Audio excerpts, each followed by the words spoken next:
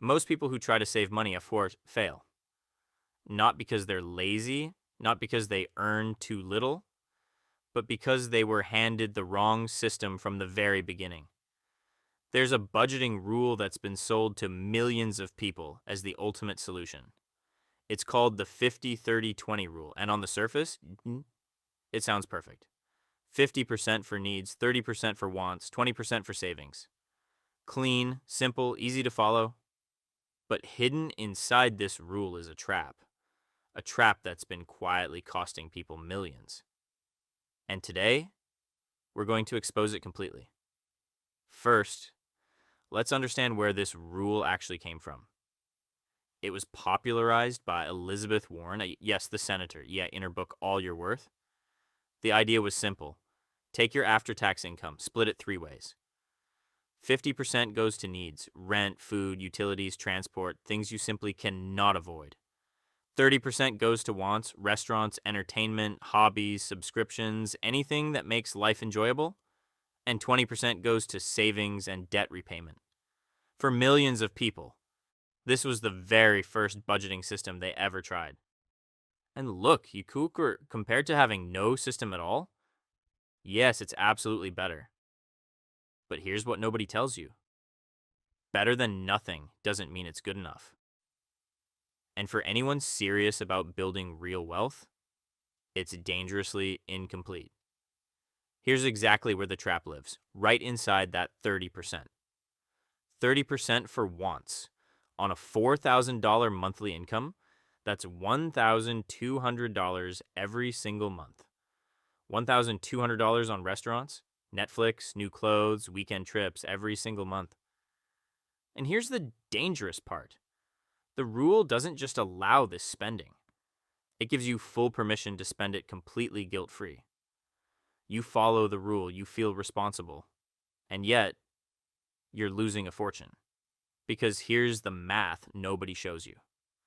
$1,200 a month in wants invested instead at 10% annual return over 30 years, that's $2.7 million.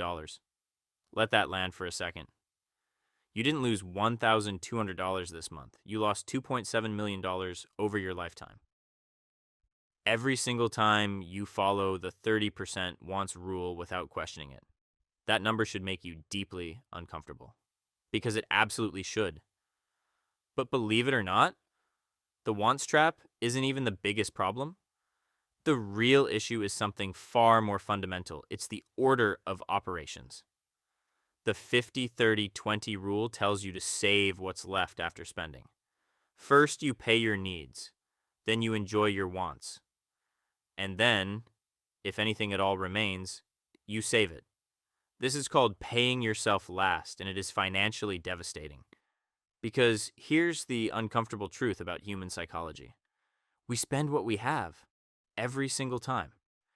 If $800 is sitting in your account at the end of the month, it will find a way to disappear.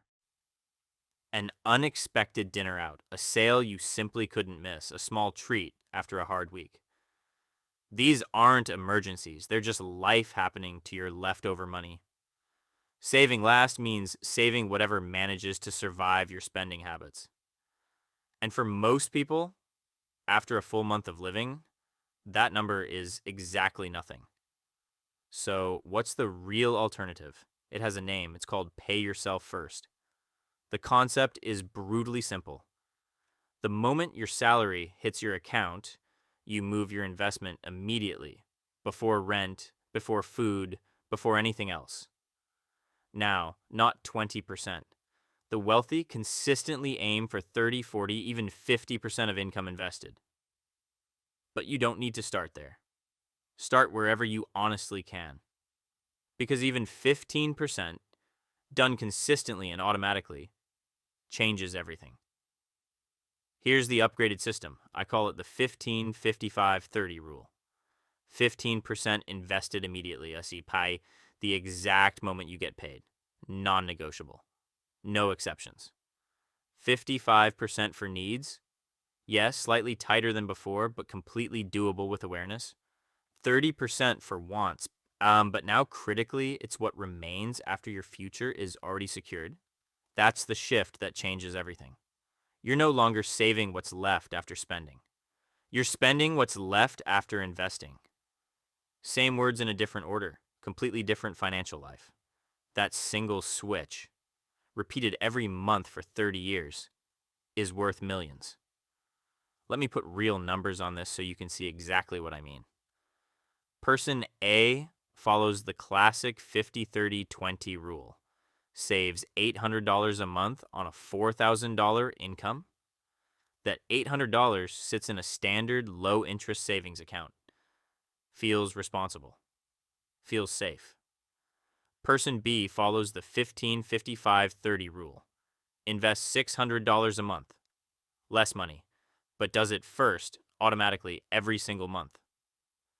That $600 goes directly into a broad index fund averaging 10% annually. Now here's where it gets interesting. Wait, person B invests less money and still wins? Yes, because the system matters more than the amount.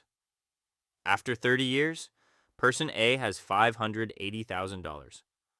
Person B has $1,356,000. That's $776,000 more by investing less money. Not because person B was smarter, not because they earned more, simply because they invested first and let compound interest do the rest. The system always matters more than the amount. The 50-30-20 rule isn't evil. It's just incomplete. It was designed for people who had no financial system at all. But if you're watching this channel, you are no longer that person. You now know that the order matters more than the percentage. You know that 30% on once every month is quiet permission to stay average. So here's your action plan. Open a separate investment account. Set up automatic transfer the day your salary arrives. Make it non-negotiable. Because the moment it becomes a choice, life will always find a reason to skip it. Hit that like button. Subscribe. Next video, we reveal the income trap that keeps even high earners broke. The best budget is always the that pays your future self first.